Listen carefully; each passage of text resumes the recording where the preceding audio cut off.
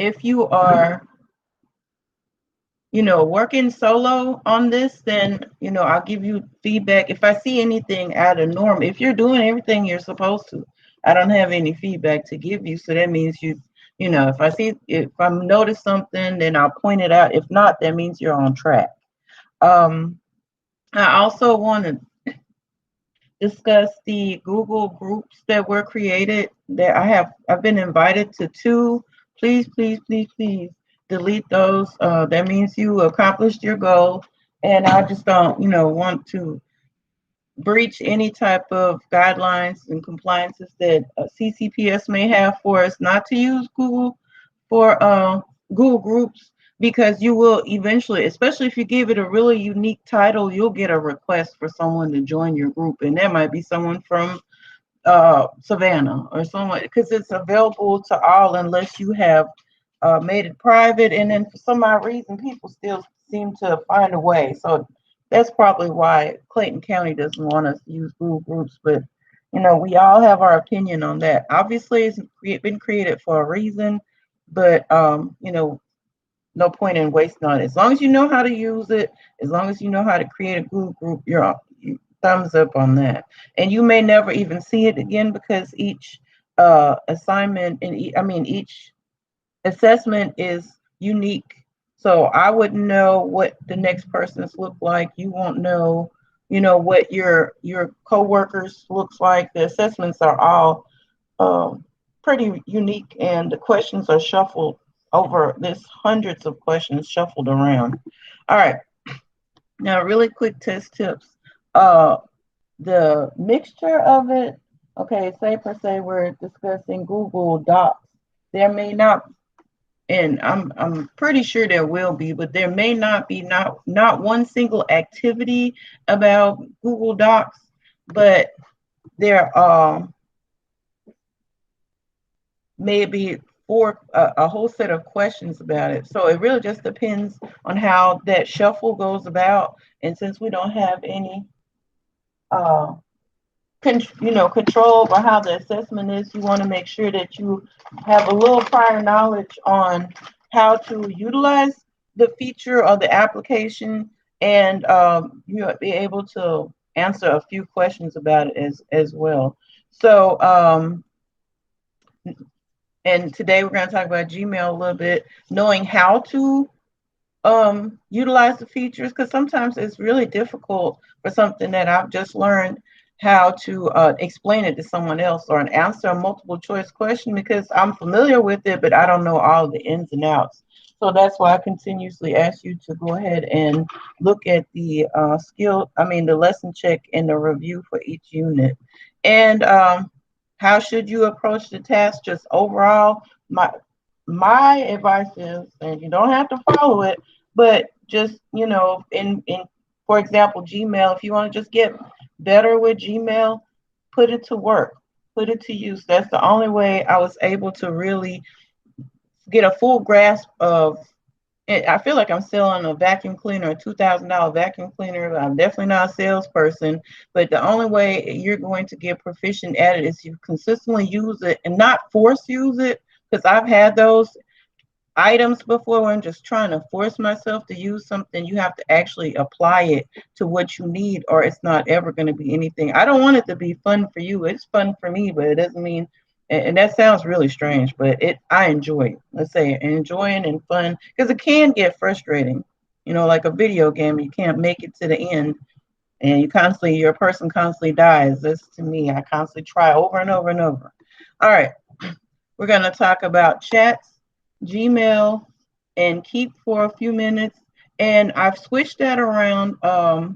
We're not going to break out at all today in groups, but we're going to have a group discussion about how, and I would like some verbal feedback on this, but we're just going to keep that to a 15-minute limit. And if we need to do a 5-minute intermission, then we can, go to the restroom, get something to drink or whatever. And then I'm going to talk about Google Sites, and I hope to have someone else help me talk about it. And I don't know, I've seen her leave and come back. I don't know if she's back, but hopefully she'll be back. Okay, and otherwise we're going to focus, our main focus is going to be on uh, it's going to be on Google Sites because it's a little more intricate, and plus a lot of, I've had some questions about it, and that's something, especially if you are a technology liaison, then you'll most likely be expected to have it. Well, you'll probably have two Google Sites. And then we're going into the individual activities, and those will be where you have an opportunity to get some one-on-one time with me or Miss Yarbrough, and she is here. Okay, and I'll tell you about why I'm pulling her and her assistants into this in a little bit. All right, and then I have a resource for you, which is the Google Drawings bonus, and I'll get to that. All right, so we're starting off with Gmail. Let me tell you really quick, the bonus for me is because maybe it could be a downfall because I can access this pretty much in anywhere. I've made a mistake and put that on my phone. Yes, I did. I put my work email on my phone, which can be a bonus if you're a workaholic, or it's a lot simpler now than some of the other. Well, Outlook was, to me, was a little complex, and as the smartphones are consistently evolving, it becomes just easier. But you can access it from anywhere. I mean, you basically can access any email from anywhere, but it just makes it more convenient because now so many devices are catering towards Google and Gmail. It's a great organizational tool, which, and I'll be completely honest with you, I'm still trying to find my mojo on how to organize because I have so many things going on in more than one email. But for those that are really into tabs and colors, this is perfect for you. And of course, for a teacher or even a counselor or someone that deals with lingual, I won't call them clients, but participants in the building. It has an instant feature on here now where if you're emailing to a parent, which I've done that before, I thought I was doing something because I would actually Google Translate and then send the email in two different languages. Well, we don't have to do that because it automatically gives readers of another language an option to go ahead and it auto translates for them. Of course, now I'd like to look and see, make sure the translation, because I speak more than one language, and some translations, of course, don't make sense all the time. But I think if you keep the email to a minimum, then the parents or whoever, the guardian you're trying to communicate with, will get the picture. Just so I'll give you a really brief visual just to how to access. Of course, you know how to access Gmail. So this is actually the least fanciest email that I have because my other ones have a different background. They have a theme to it, but I have so much going on. At one point in time, I switched to this layout right here, which everyone may not have. The technology liaison prior to me at North Clayton High School uh, gave us some options on how we should possibly set up that has a better look. And teachers complain all the time because they cannot find the email. Older emails are usually the ones that you're looking for. So there's some options here where you can do a vertical split, a horizontal split. I'm not going to change it because I've already changed it so many times. I'm comfortable with this right now. I don't want to, but here you go. Here are your options right here. Then when you click on, anytime you see this particular tool, someone used another term for it. I don't have another. I just call it my settings button or tab. Once you click on that, now it's giving you a quick setting option where you, as I mentioned before, you can change your themes around. And I think this will actually be something really cute or manageable to work with the students or new people that you're introducing to your technologies so that the kids can get familiar with their email. They can set up an Instagram, a TikTok, a Snapchat, but they don't know how to check their email. So I would say I don't know how early, but if children know how to play a video game at a young age, they should be able at least to find their email. They might not be able to read it, but you can always send pictures as well. You don't always have to send, you know, tons of writing. So the ability to look at all settings is right below. So that's actually a new feature. So at this level, you can add labels, change your inbox features, and even work on your accounts. I would familiarize myself as much as possible with these on and off because they're basically enable or disable features right here where you can go as far as personalizing your signature and add various uh,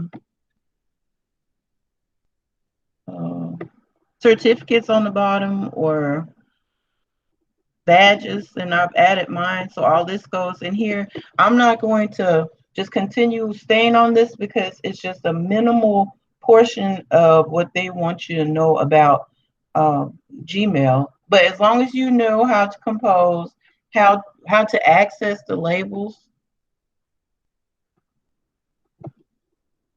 and create a label, which is right here. And labels is basically just for you to be able to put certain specific things in there, then you should be okay.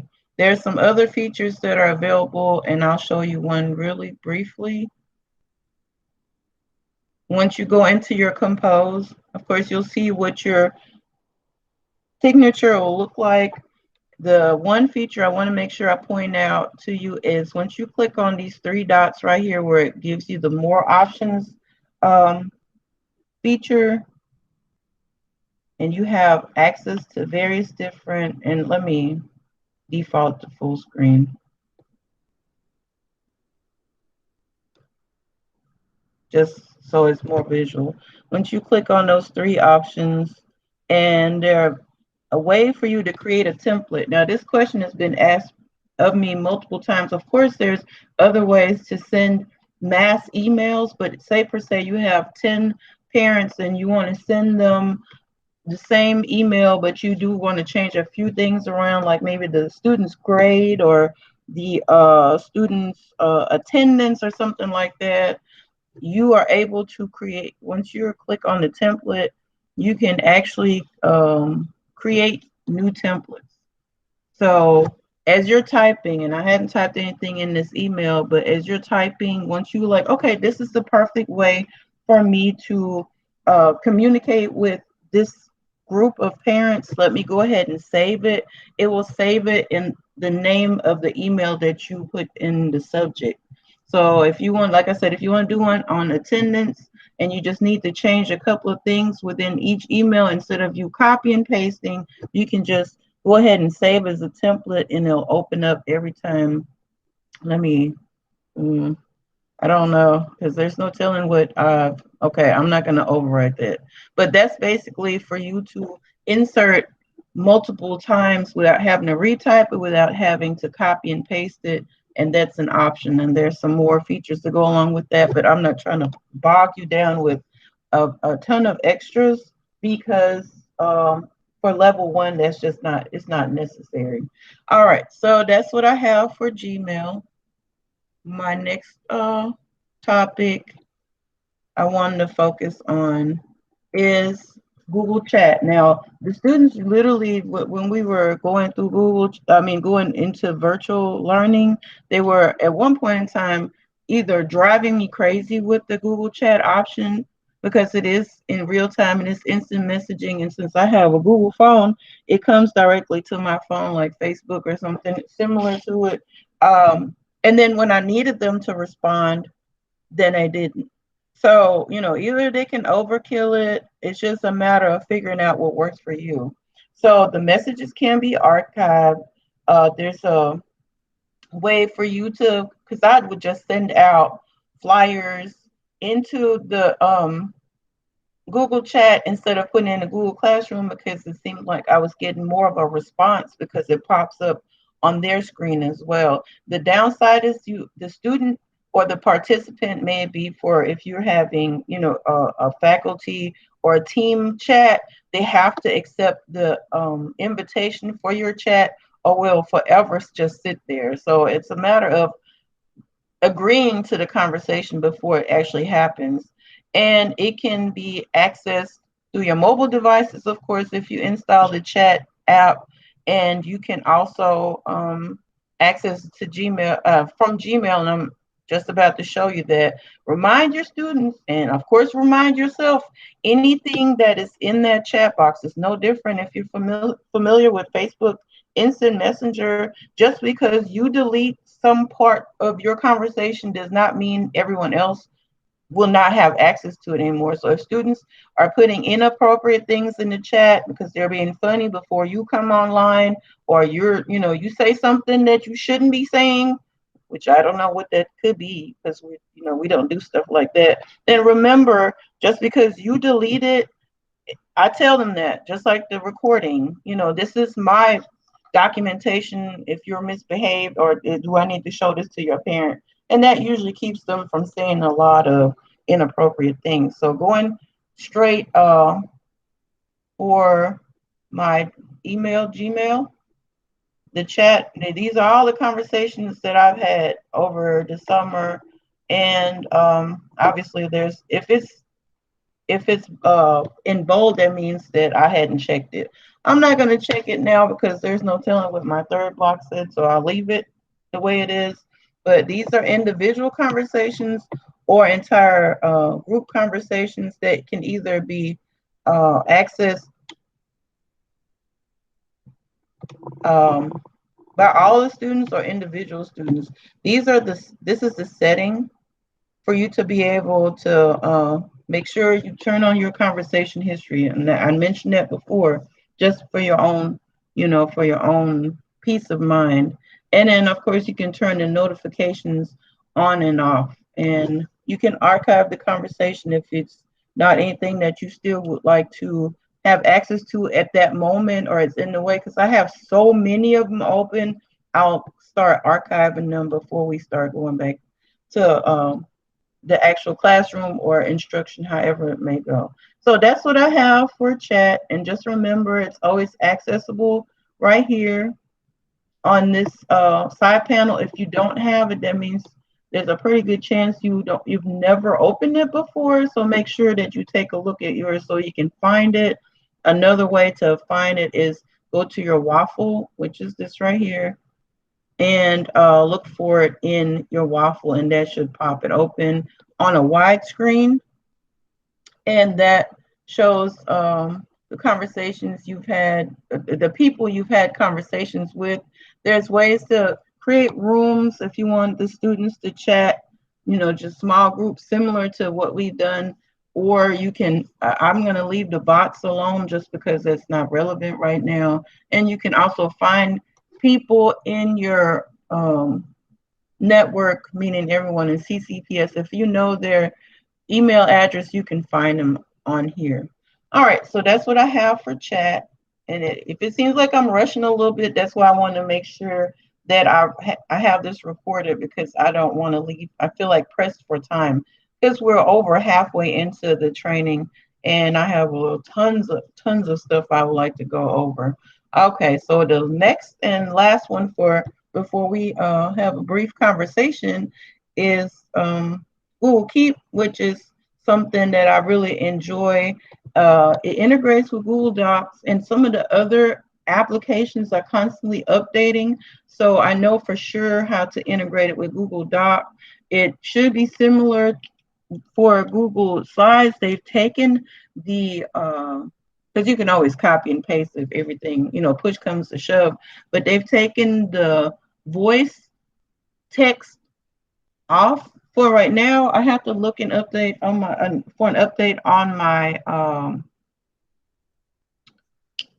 app on my phone just to make sure. But it was basically already ready for you to take notes verbally, and then it would transcribe it. And I think they've taken that off.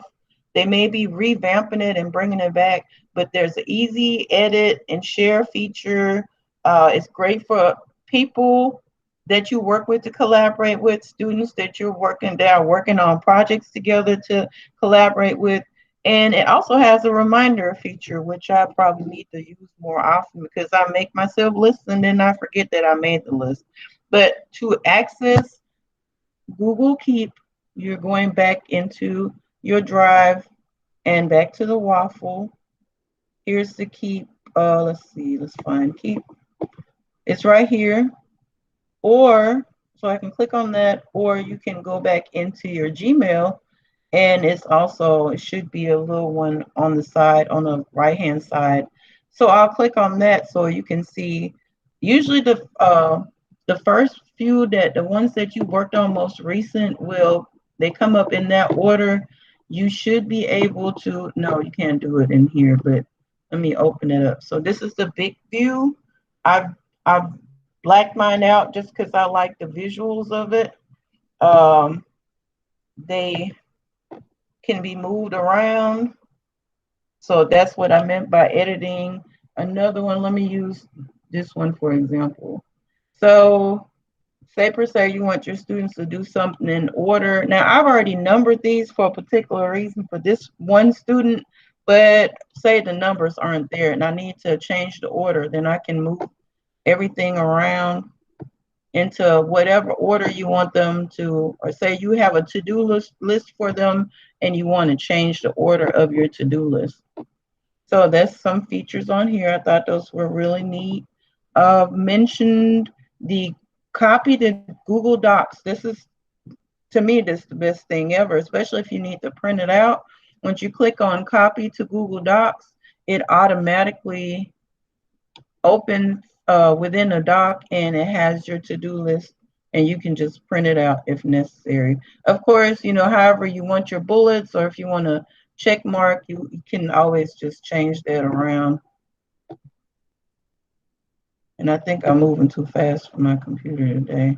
So if I want to do this as a checklist that I want on paper, I would just change it to this, keep the numbers off, and that way I can check it off.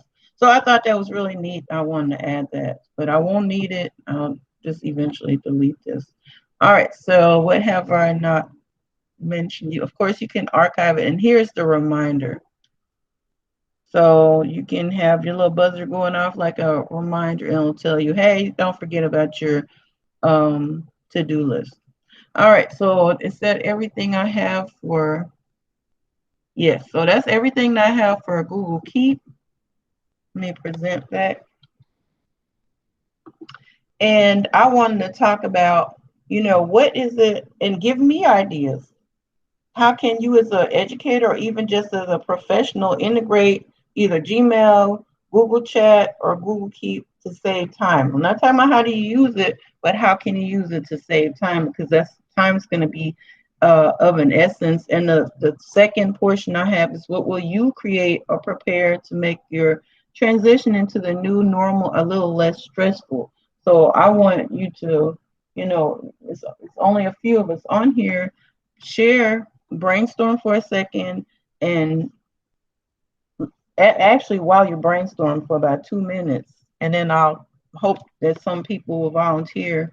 I'll show you something that I've done for the last year, and it, well, at least for the last 7 or 8 months, and it's been so refreshing and time saving. And I mentioned this before, but I'll show you anyways.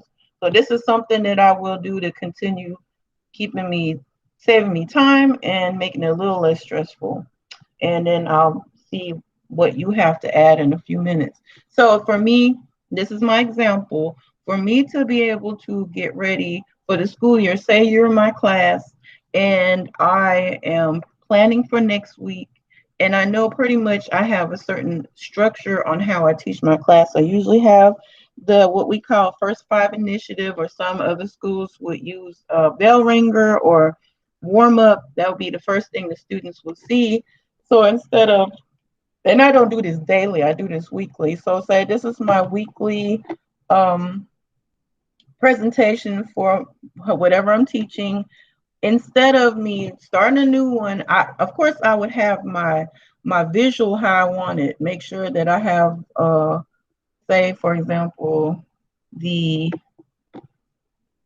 the word art that I have on here, I want everything uniform, because when the students see uniform, they're from, the familiarity with it triggers them. Oh, okay, I need to sit down and start on whatever that is on the board, because that's my routine. So instead of me doing this every week fresh, I'll just click on file and I'll make a copy of the entire presentation. You don't have to, but that's what I do. And as it pops up, since you're in my class right now, instead of keeping the copy of the distinguishing yourself as an educator, since I'm preparing for Thursday, I'm doing session 5. So I'm changing this to session 5. It will still be in the same folder that I've created for all my slides for this particular training, and I click OK, unless you want it to go somewhere here else. So at this point in time, I have already notated this is my old one, and since I've renamed my new one, I know, hey, this is the one that I can make my changes to.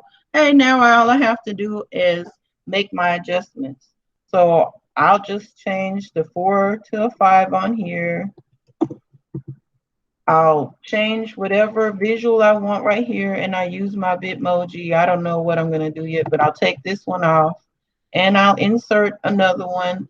Visually, I may, if I have time or patience, I may just take this and switch it around and make it a little different visually, and I'll move this up. And this is just if you are really OCD with that, like I am. I have a tendency to have to change it because I want to give you a different picture.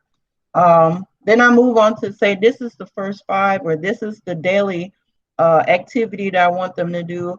I just change whatever I need to change on here, possibly, writing wise, and possibly change the colors around to give it a little different pop. You can, sometimes I keep the same colors because you give students too much variety, they go wild and crazy. And I go and do this as I prepare my weekly routine, and I change everything I need to change day by day for the week, and that almost has my whole entire week already ready to go. Or I'll just do Monday and Tuesday, and then I just worry about Wednesday and Thursday when I get to it. So that's my tip. That's my way of being less stressed and prepared. So I can literally, I've done it before, where I'll do week 1 through 5 just to set it up. I don't do all the changes already, but that way I know, hey, I can go click straight into my copy of week 2, 3, 4, 5, 6, and I just end up having, say, 18 weeks. All right, so that's what I have. Now I need someone else to possibly give me, we're sharing here now. I need some input. And I'll take any volunteers, and you can just turn your mic on, unless everybody's being shy. And everybody's being shy. Does anyone, I feel like one of the, like I have the students back and nobody's wanting to share. Miss Hartley, Yes, ma'am. I have been using Gmail a lot this summer with my STEM students. It's an Okay. easy way instead of me, especially if you have a small group of students that you're working with and you want to communicate with them without texting or in your mind.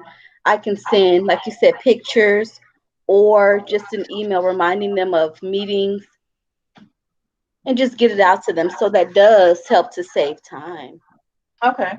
So yes, the Gmail, of course, integrates with your Google Classroom. So if they're, and I know I drove some students crazy at the end, where I couldn't get them to follow up on things that I needed them to do. And one student, I'm not calling any names because some teachers on here may know this particular student, but what I did, and I'll show you as an example, say the classwork from week 1. Where is an assignment? Okay, so here I know 4 people turned it in, and I have 15 more that hadn't. So just pretend y'all are the kids. So what I did is I took the ones which are still assigned. I clicked on that and I hit that email button and I sent them a nice little email. So something really brief. And I literally, of course, it populates all their email automatically. And let's see, there you go. There's everyone email already ready to go. The name of the assignment. And I just said something to the nature, hey, you didn't do this assignment. You have until this date. And let me know if you have any questions. And I literally did that with like 15 assignments for 3 classes. And one student emailed me back. She's like, when are the email going to stop? It was just so funny. I said, well, the more missing assignments you have, the more emails you will receive. And I wasn't being sarcastic. I was just letting her know the more you're missing. But it's so convenient because it's, a feature that's already built into your Google Classroom if you didn't already know. Um, I'm backtracking a little bit just in case I didn't mention. I know I didn't. As a matter of fact, I'm pretty sure I did not. In regards to Gmail, and I've had a ton of teachers ask me this question. If you are in Gmail and you're looking for one particular, like I always look for payroll, I can't find my payroll email, and I don't know anybody in payroll, so I would, possibly put the advanced search on where your drop down option. I don't know who it came from, but I also know I had something about payroll in there. So I just add that word in there and it'll pop up everything. And you can search by if it has an attachment or if it has no chats included, whatever. But I want to make sure I mention that. Okay. Just remember the advanced feature. Please use the advanced feature. That's just a little hint that use the advanced feature because they will most likely ask you to use the advanced feature. I'm pretty sure about it because I've seen it too many times. All right. Did someone else want to share while we're still on this portion? Anything that you could possibly use to save time for a Google Chat or Google Keep or anything to that nature, if I hadn't already mentioned it. If not, then we can go ahead. I hear someone. Hey, Miss Hartley, it's Miss Peoples. Hey. I use Google Chat a lot with the students as well as with the adults because it's really quick. Um, if I have my emails open, a little box will pop up. Let's say if a teacher has a quick question, most of them are, "What's the code to the laptop cart?" And then I Oh can yeah. quickly reply back to them as well as students may have a quick question. So you don't have to send an email. You can send a quick chat. We respond and we're done with it. So I really liked using the Google Chat this year. I had never used it before. Well, Miss Peoples, I am so glad you told me because now I know. Yeah. Because I sure will. Because there's always a question, or even, I would definitely suggest that for those teachers that like to send the students to the media center for reasons that need to be, verified with you prior to even sending that Yeah. student. So Yeah. that's definitely, yes.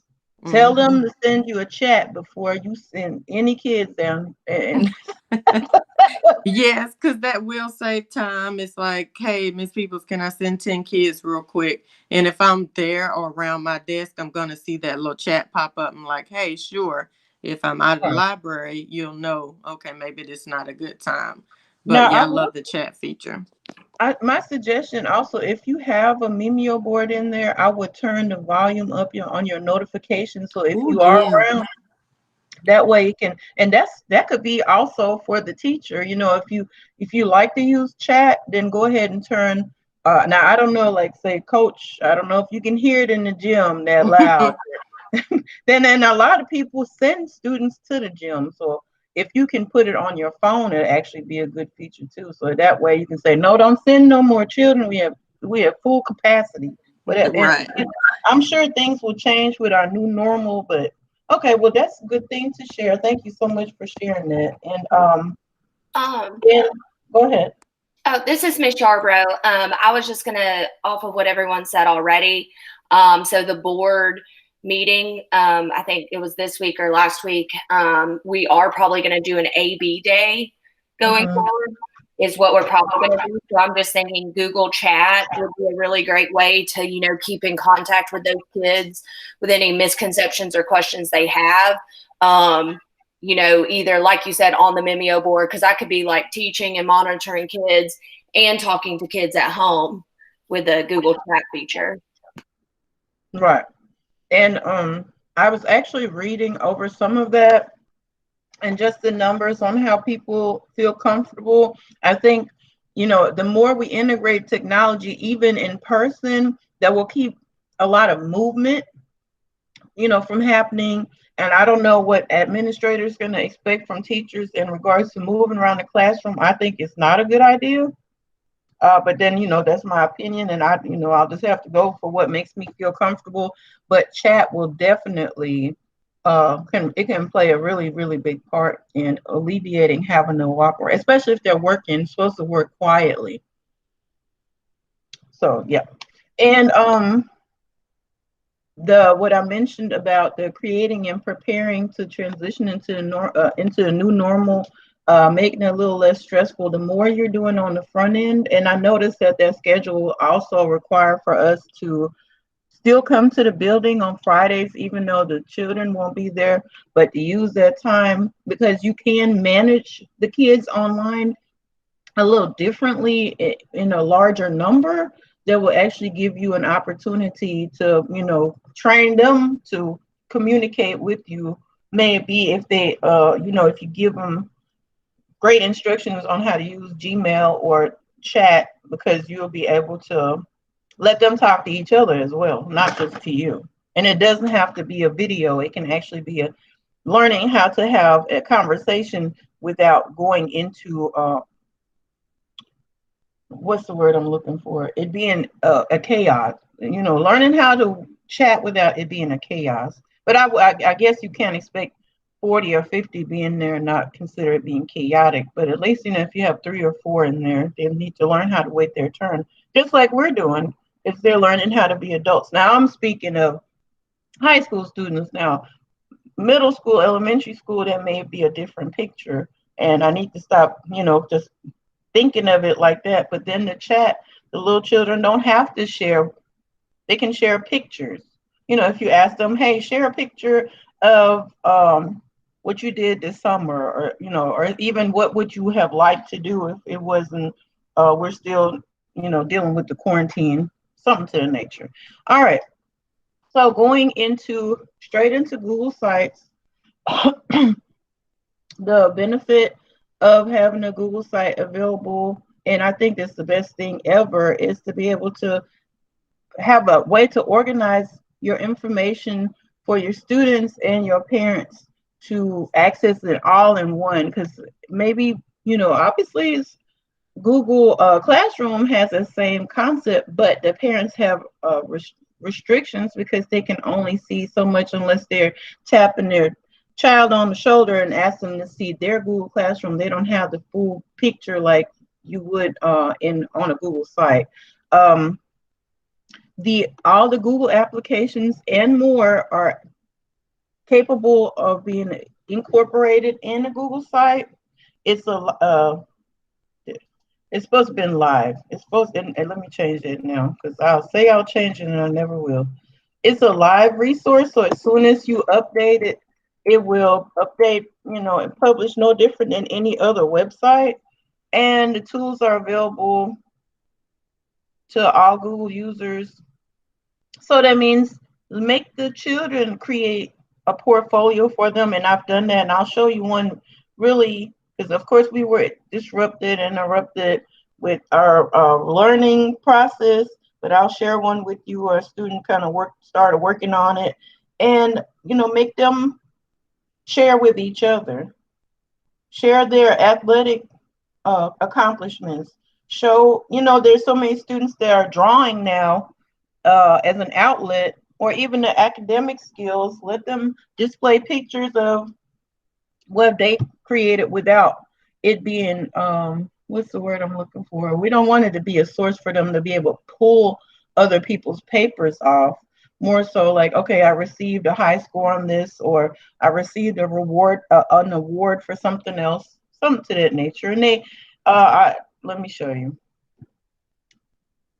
So there's a couple of different ways to access Google Sites. Of course, with the waffle again, and there's the icon right here. So that's how you, well, let me show you, because if I don't show you, then you may not know. So once you get to Google Sites, it still offers you to use an old version of the Google site template, but we don't want that. We're going to use the new one. It's down here, new Google Sites. So you click on that, and it gives you various options of templates already ready to go. I'm not that kind of girl. I don't like people to put me in a box, so I always end up using a blank. And it's showing you all of the different Google sites that I've either created or someone has shared with me right here.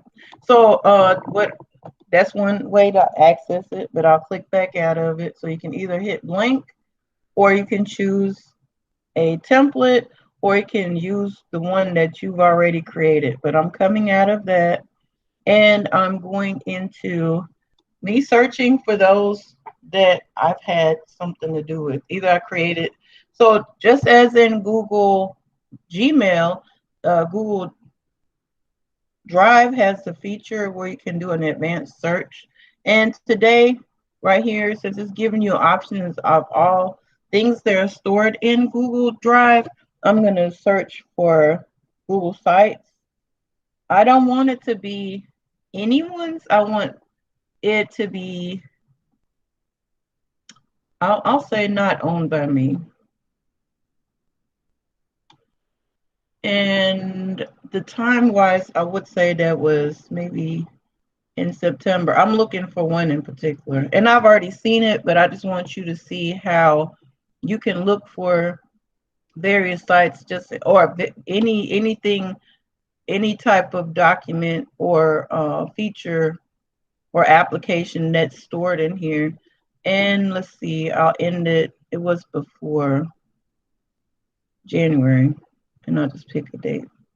So I'm searching for anything that's not owned by me that's a Google site. And the one in particular I was looking for is a student that usually does fairly well when and follows instructions, and now I don't see her. So there's no telling what will happen if I click on any of the other ones. But so all these are Google sites created by various students that I've taught, not and these are mostly ones from the fall semester. And I cannot find her. Okay, so I'll add her last name. And these are just tools for you to be able to find things a little more. Okay, maybe I did not. All right, well, I know where she's at. So I'll just go back to, I just don't want to take your time for me searching for one particular child's, and I hope she's still right here. Okay, so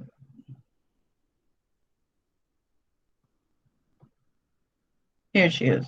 So she's pretty good about following directions. That's why I chose her. So this student, I just asked them to place and she made me and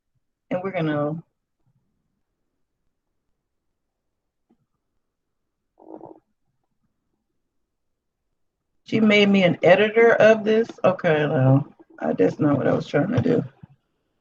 I was trying to give you the full big picture. But it's always, if you're an editor on a site, then it's going to give you an edit option where you go straight into it. So this is what the visual looks like. I asked her to give me on her front page with some of I think this is CCPS version of Digital Citizenship Part 1 and Part 2. So she's added that. And then I wanted her to go into a second page and give me something that stood out to her and in her personal life. So I asked them to find social innovators and influencers, and those are her two. So she included this on a Google slide. And the last tab, well, what we call pages, I asked her to outline what her dreams are. And so she kind of gave me a list of what she wanted to accomplish by a certain time. So this is just from a student's perspective. Um, I'll give you the technology liaison's perspective briefly.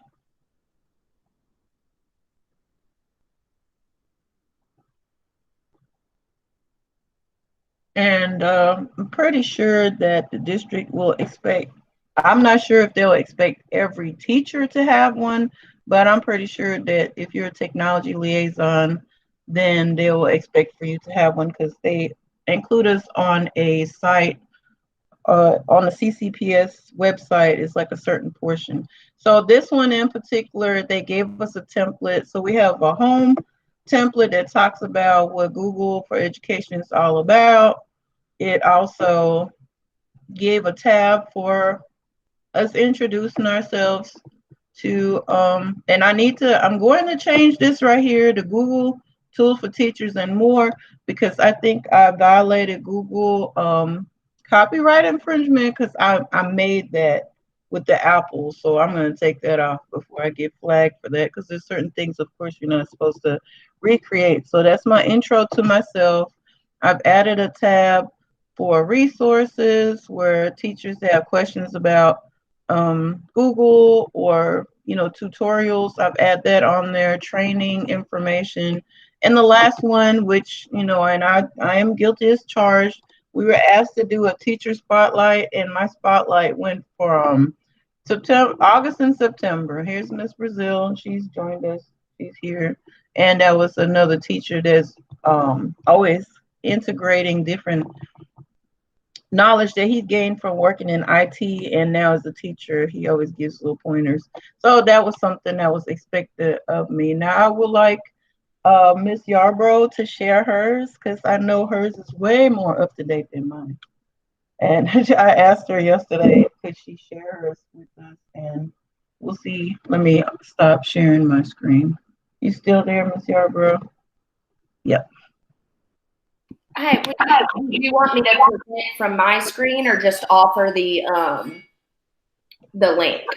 I want you to present from your screen and kind of just walk us through what you have, just a little bit, like a 2 or 3 minutes, and then I'm going to tell our participants what their new activity is for today. All right. So let me go home. I'm on the preview side, so I'm not like on the construction side. So my website right now is currently under a little construction. Just I've been adding things and switching it around since digital learning to make it fit for the new semester. But basically, this is the homepage where everybody would go. And so some things that during digital learning I found really effective was this parent portal. I felt like Clayton County was giving out information every day and changing regulations every day, and it just got a lot. So to keep the parents updated, like this is just the Google Doc Clayton County sent. It was very easy to just put it up there and just say, hey, these are the phase 2 guidelines and expectations and deadlines. I have several Spanish speaking parents, so I added the Spanish version here. And I wish they had a French one, but they didn't. Basically resources that parents might need, such as like food. I know we offered some homeschool support, and then so all that will probably be gone for the next semester. But for me, it's been important just to open up communication with parents, and so they always know how to access me. I think it's a personal preference. There are some parents I give my phone number to. for ease of them and my comfortability giving it to them. And then some parents I don't, but I am available during those times. And then like Comcast Essentials. And so you can add links here. So this is just an image. And then I added this link here so it's easily accessible. And I guess the hardest part about the Google Sites is just thinking about how you want it organized, or at least that's my problem. Like what I want students to be able to access. I'm an English teacher in 9th grade, so obviously the rubrics are super important and they don't change. Every unit we do, the rubric stays the same.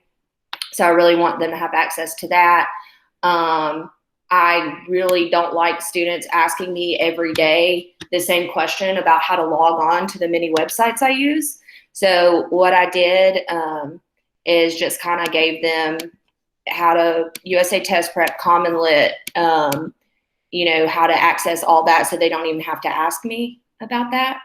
I house all my my prezzies and presentations here. These are all click-on buttons. So, you know, if we took notes and went over something and they need to go back, it's always accessible. Unit 1, I haven't really, this is under construction. So as an English teacher, I have both the HMH textbook as well as the text that I really love and like to, you know, enrich the curriculum with. And then I have the text linked here. And so for digital learning, I did, I guess this is an example. I put a banner there, but I just like to put the objective just so they kind of know what we're focused on, and then a link to where I want them to go. And this is a good example of, you know, they practice USA Test Prep semicolons and colons, and then they have a Prezi here for the rules for each one, and then they're to do their note-taking strategy. And then embedded, I already have the Google form, which is just like a quick check for understanding. Same here, this is a hyperdoc. So that's just kind of what I've done and found pretty effective. Miss Hartley? You are, oh my God. I knew I asked the right person, and you put so much effort into it, and it's so detailed.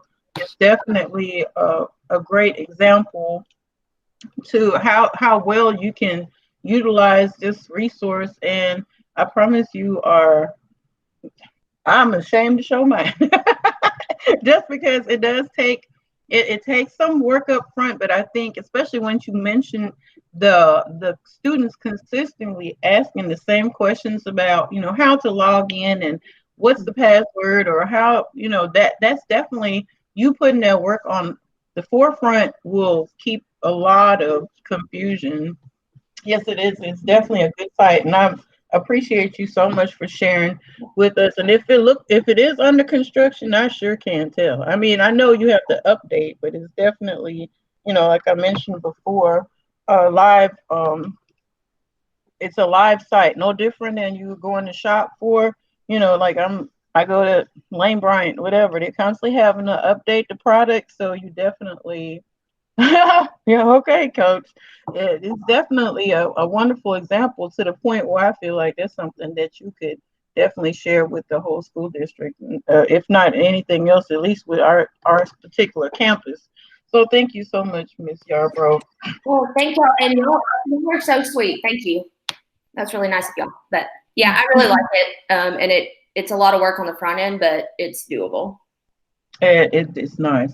So now that I have to step my game up. And it's a challenge. Okay, well, you know, I think that just the fact that we're able to share and learn from each other is refreshing. So I definitely, and I would say my the way I've had to learn how to organize my Google Classroom, I will have to do the same thing for my Google site, because it is so you know, it can get actually confusing, and a lot of businesses consider, you know, customer opinions on how easy it is to navigate a particular website. I feel like it needs to be the same thing for parents and students being able to access it, so they can get, you know, you want some, it's not just for it to be pretty, and there are ways for you to look at the analytics to see how many people click on your site. I was trying to access that, but I guess I don't have permission. But there is a way and it could be part of the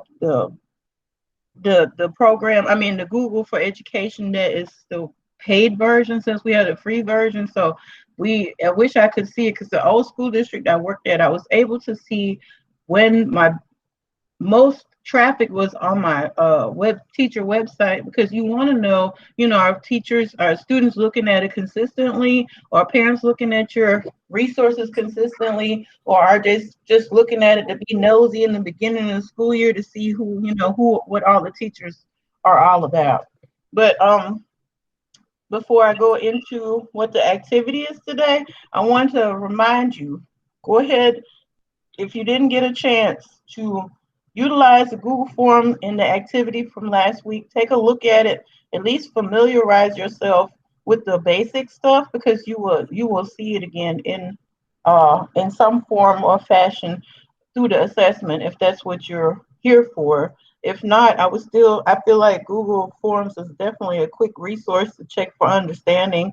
I use it for, of course, as a survey, and there's so many other. Just remember, you can make it a quiz or you can just make it a questionnaire. So, um, Miss Hartley, yes, ma'am. before you go on, I wanted to share as well. I work for a summer camp and we use the Google sites, and it was, you guys know how we have our own websites on Clayton County, excuse me, that we're supposed to use. And I just think they're so much more difficult. That's probably why a lot of people's pages aren't updated, and they really just need to scrap it. But if I could present on my screen, I could show you how we did it Sure. on this summer. Okay. And I worked like as a like a elective teacher, I would say. So each what they did was gave each one of us like a page with what they wanted us to have on the page. And if I could find the button. Okay, I found the button. And so never done this on my phone, so bear with me for 2 seconds. I Okay. think I start broadcast, I guess, and it's counting down. All Oh, right. neat. Can you guys see any of my screen? Yeah, we see screen broadcast and a countdown. Yeah, what's that about? Cancel that. Well, I may not be able to do it on my phone, but I can share it a later date. But we Okay. had I we can just see. made, you can see it. Mm-hmm. Okay.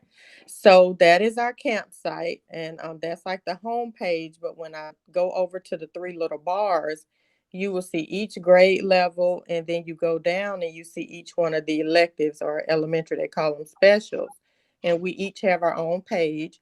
They told us to put a welcome letter. They told us to put up what we were doing for the 6 weeks, and then just a couple of photos of what may be happening. Really simple, really easy for people to use. And I was thinking, like, for a classroom, um, like say if you're doing a project, or if kids needed to have interactive notebooks, or you want to assign groups, each group could have their own little link they could upload and work that way and collaborate that together. It's just so easy to use and so easy to come up. But like Ms. Yarborough said, you need to know what you want up front, give the guidelines, and kind of keep the pages consistent.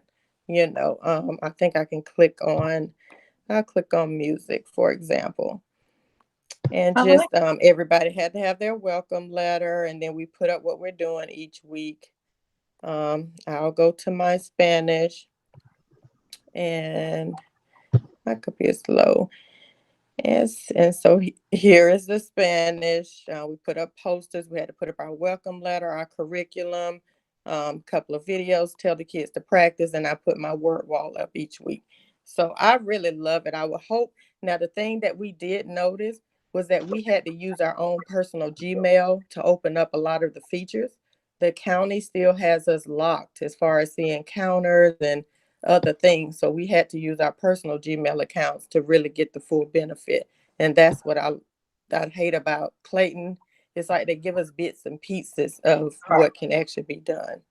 Now, Miss Okay. Peoples, in regards to that, if there's a feature that you notice that's not available, I can share the link.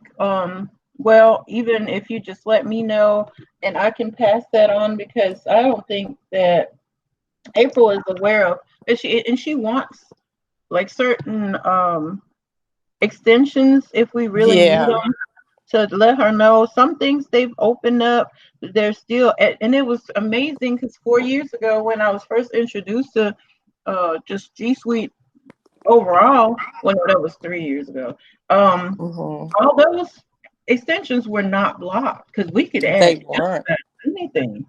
I mean, things that Yeah. probably very unnecessary, but I think that will bog the the the server down. I think people are just overdoing it. So, but I thank you. don't know, but I got real upset about Screencastify because I Uh-huh. used it to do videos and send them out to teachers, so they could share with kids. And this year, I talked to Miss Mayo. I had to go and create my own, use my own personal Gmail and then put it on my computer in And order that's for what I me to did. use it. But And we shouldn't have to do that as yeah, teachers. Yeah. it has to be one thing or the other because they're not Right. allowing us to have they don't want to pay extra for the screen recording that Gmail, that Google has, but you're blocking some of the other uh, ways of recording. But I think we're going to see some changes in the, it says there's a power in the numbers. So the more people that request certain features, I think we could really, because it's not, we don't even have to justify that. We have good reason why we do need it. And it's Right. our principal has specifically said work on your library of videos that you can share, so students can go back and can't say, hey, I don't have access to this, or I wasn't there, I wasn't present, so they can go back and rewatch at their own in their own time, and if they're out sick or they're having to stay at home for whatever other reason. But thank you so much, and yes, that thank you for pointing out that everything is has a mobile option to it as well. So Yeah. not all other websites look good mobile, but yours looks really, really good. So that's a good thing. Thank you. Oh, you're welcome. So And that's like 40 people on one website. So it can be done, it can be organized like with a team of teachers, or it's 40 of us, and we do exactly what we're told. We post what we're told, and then the director, she's the owner, she's the only one that will publish after reviewing, okay, yours. cool. Now Mhm. that's the tricky part where everybody does Yes. like they're supposed to. Yeah. Right. Okay, so what I've meant when I'm bad about losing my train of thought, but I think I mentioned that I'm going to do like a really, really brief video of the Google Drawings, because, and I reviewed this. I see Google Drawings being mentioned in the training, but it's not a big emphasis on it. You should be able to use it. It's very simple. So I'll do a video and I'll add that in our Google Classroom as a resource, but I just didn't want to take up time today just because it's basically, to me, it's fun. That there's some students really enjoy it and others think it's quote unquote lame or whatever term they're using. So I'll let you determine if that's something that you want to utilize. But if you like to make flyers, if you like to do a lot of visual, and actually, if you do print something, sometimes it's similar to Canva. There's some other websites out there, but it integrates really well with slides and docs. And of course, you can put it in your Google uh, site. So I'll have a video up for you on, so just a quick tutorial. All right, so what we're doing now, we are going to create a Google site. So I'm going to walk you through it really briefly, and then you're going to do it yourself. So what I've asked Miss Yarbrough to do for me, and if I had have known that Miss Peoples was more knowledgeable of Google Sites, but we're just going to go with the flow. We're going to go into individual uh, Google groups. I mean, not groups, Google Meet, and you're going to share your Google Meet that you're creating into a shared document. I've already added it to our Google Classroom, and look at Miss People, she's already on it. So all I need you to do, so everyone has access to it, add your name right here and a Google Meet that you've created on your own so we can go visit each other. I'm pretty sure it's gonna be mostly me and Miss Yarborough visiting, but if you do want to go visit someone else here, you have access to, check on someone else's Google site, or if you feel like that you can help someone or you have a question, you're able to click on that. Just make sure that you remember that too many sites open, the audio will overlap. So if you have more than one Google site open, just because it's not open doesn't mean it'll disappear. But if you have it open, that means you'll hear everybody's conversation, which is still a problem that I've come across. But let's see. The activity asks for, let me open it on my other screen. So we're creating a Google site, and let me close out of this. If you remember me mentioning to you, for you to access, you just go into your waffle and you open the sites. Also remember that when you're starting a brand new one, don't create right here, access the new Google site. And I would like for you to go for a blank one. I won't, if you need to change it, then that's on you. You can delete it, but I want you to create a Google site that's you can utilize throughout the school year, not just pretend this is going to be you can change it, you can update it, you don't have to share it with anybody. So it's your own personal project. But I think since it's a free resource, why not? If you never use it again, then it'll just be on you. Within the activity, I asked you to actually add a title.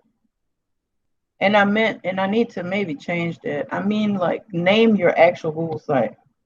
So instead of saying a title, I want to say actually name it. Because yes. I'm sorry to cut you off. Me and other people aren't able to see what you're doing. You can't see what I'm doing. Oh, that's because I have it open on another. I have two screens going on, so of course, and I've done this every time. How? I never clicked on that. Can you please start from the beginning of what you were doing? Yes, ma'am. Okay. Okay, you should be able to see it now. Or not. You still can't see my screen? No. Okay, let me come completely out. I think I waited too long with the one that I had open. I had it open, but I never hit share. So, okay.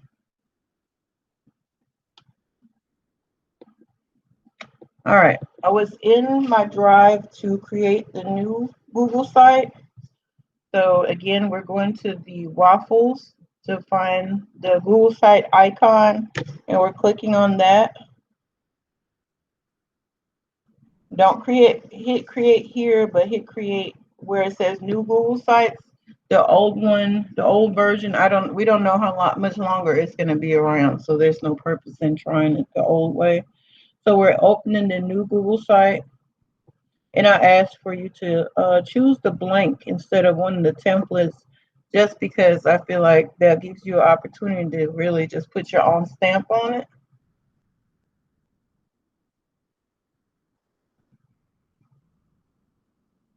Oh, I see all those comments in the chat, and I just noticed it, and I'm 5 minutes behind that. My apologies. Okay, so what I mentioned in the activity, I'm asking for you to give it a title, but I should have, and I'm changing that right now.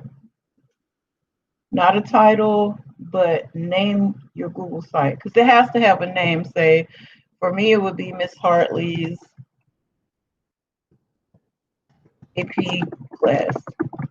So you're actually naming the site. And then then I would like for you to give it a title like 2020 school year or whatever that would apply.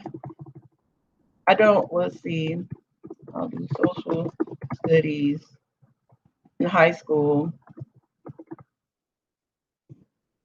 But just remember, the very first one will be your title. I mean, your main home screen. No different than if you're selling something. In a sense, if you want them to utilize it, in a sense, you are selling something, because if you're not visually getting their attention, uh, maybe students or those people that you're working with, it depends on who your audience is.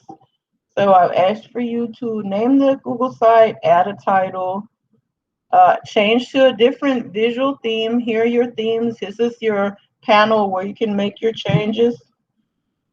So we're changing to you can change a different color theme. You can change the various formats in the sense of visual.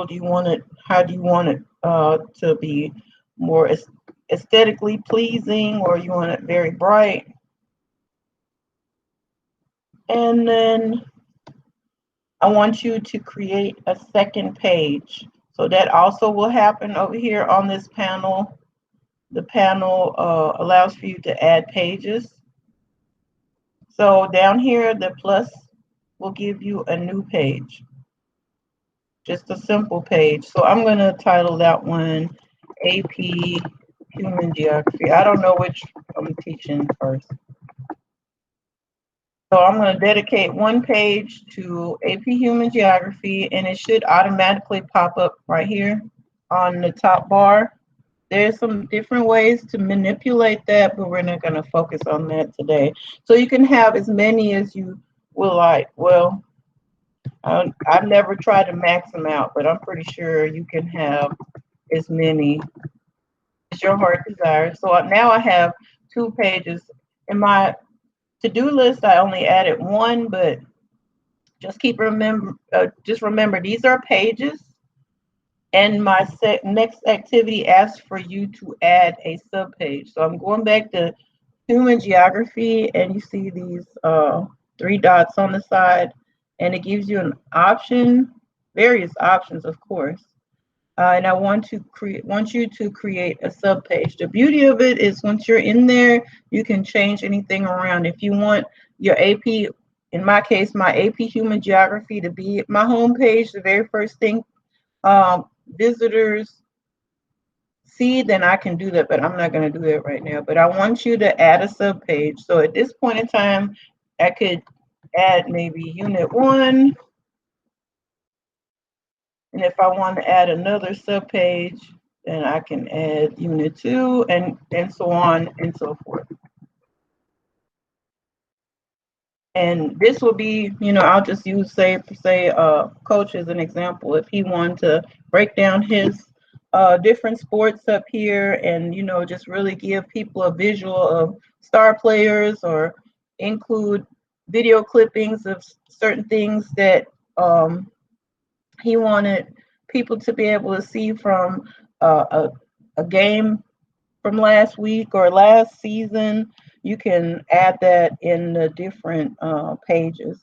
And I'm asking for you to insert an image. So now I need to go back to my original page, and I want to insert. So you're choosing in your side panel, you're choosing the insert option, and I said an image or a video. So I'm just going to go for an image.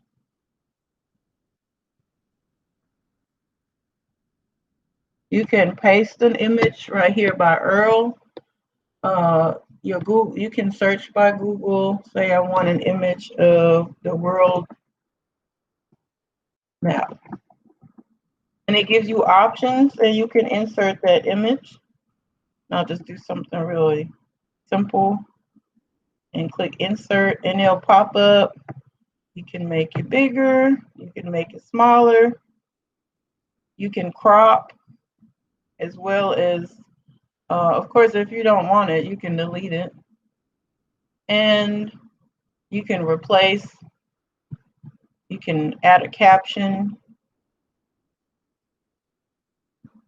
All right, so that's all I've asked for you to do. But my suggestion, as you build on it, make sure you know how to add text box, which is giving you options of how you want your layout.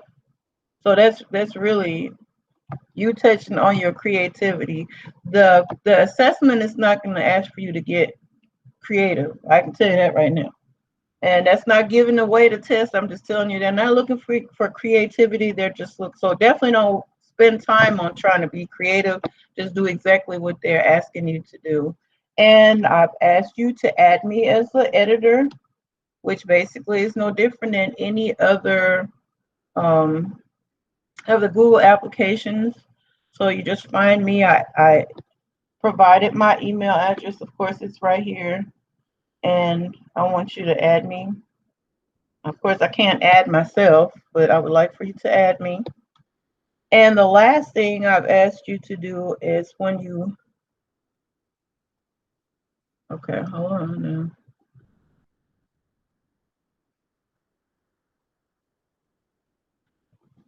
I think I'm going to go ahead and publish because now it's not giving me the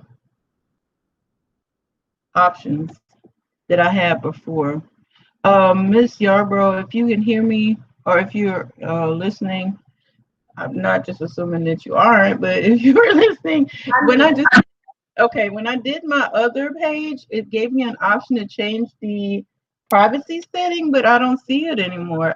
I'm assuming maybe I have to publish it first, and then it allows for me to change my privacy setting. Let me make sure. Let me go to an. Does that sound familiar? What I'm looking online to see. Because I want you to make sure, especially since there are students involved, I always just suggest that people cannot Google your site. Now, some teachers don't care, but I mean that doesn't mean people can't have access to it. It's just a matter of them not being able to find you through Google. You should be able to. Okay, I'm gonna open my other one. Because if you're not, I'm giving you instructions to do something and you're not able to do it, then I I want you to see. Just to be clear, you're trying to make it just completely private. Well, there's an option where it gives you request public search engine to not display my site. So if say per se you do an your site is within the site we were talking about. I seen you had some grammar instructions or something. Usually if it's Googleable, it will pop you up somewhere. It might not be until page 40 into the search, but I just don't want people to be able to find your web page out of a random search. Let me look. Do you understand what I mean by that? Yes, ma'am. Okay, let me try it one more time. And I think that's very important because you should be able to limit who can look at your site. Okay, let me go to the one that North Clayton, that's for North Clayton. And I'm pretty certain the reason it's I'm sorry to cut you off. I think I found it. okay, I found it too, but it's not on the new one. It's only on is it on the top? It's next to publish, there's a drop down arrow. That's what I was looking for. But if you're looking at my new one, it's not there. So I'm assuming I have to publish it first. If you go to the share option, Mm-hmm. and then go back down to links, it says links vary, and you can click change. Okay, Miss Yarbrough, the share option is in the publish option or? Can I share my screen? I think I'm explaining it incorrectly. Okay. Now, before you share your screen, does it look like this right here with the arrow right here, or is that you showing us something else? I'm showing you something else. Okay, let me come out and just. Okay.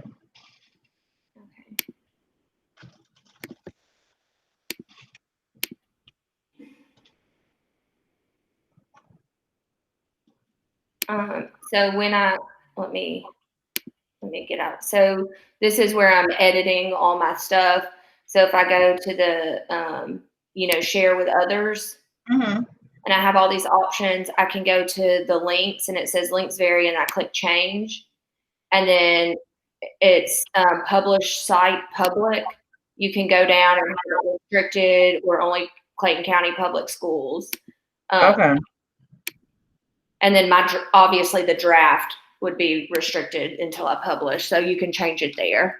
Okay, but I want you to click on the arrow next to publish as well, and click on publish settings. This is what I was looking for. This part right here where it says request public search engine to not display my site.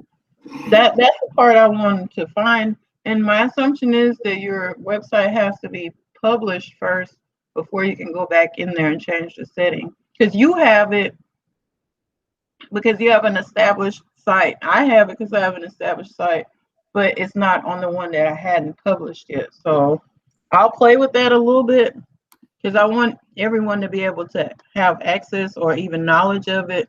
And then as we meet the last few minutes before we leave today, we can see if anybody else has the ability to do so now, or if there's something that they've upgraded and not upgraded the new sites with. But so basically, before you leave and going into your own little world, I want you to create a Google Meet of your own. You can come out of this one completely, and then you can just come back in about 30 minutes. I want you to work on slide 11, and Ms. Yarbrough and I will come and visit with you and in your Google Meet, and you just share with us maybe concerns. But I want to give you about at least 10 minutes into it, unless you really just need some help, and then we'll come into it right away. But for us to be able to help you, you have to make sure you are going to the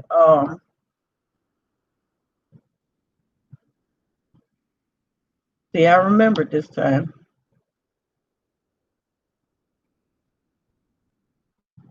Make sure you come to this particular document and add your name so we can come see you. Because that's the only way, because there's no point in me creating 8 different Google Meets if you are able to do so your own. If you don't remember how, let me show you really quick. Go back to your waffle in your drive, open, find the Meet icon, click on that, and just go ahead and start one. Once you start it, give it, maybe title it your, so I'll use this testing.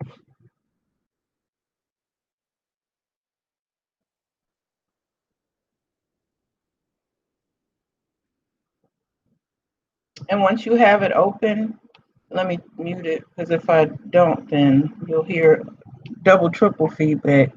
You're gonna, of course, join your own, and this is what you're sharing with us. You can copy the join info, or you can just highlight it and copy and paste it back to whichever slot you decide to be yours. So unless you have any questions, we can reconvene here at 11:56, and I'll be looking to see who all has a link on here so I can check on you. And I'll keep this one open in case you want to come back and ask any questions. Any questions now before we leave? Okay. Well, I'll see y'all on the other side.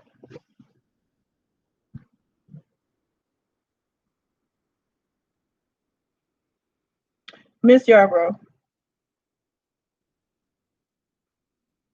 Yes, ma'am. Okay, well, since everyone else is supposed to be working on stuff, I want to just follow up on what, just be respectful of your time. Okay. Basically, for you to go into what I'm trying to do, and this is just like, I'll tell you about the big picture, my vision later. But for you to be able to go into being a Google certified trainer, you have to, of course, pass level 1 and level 2.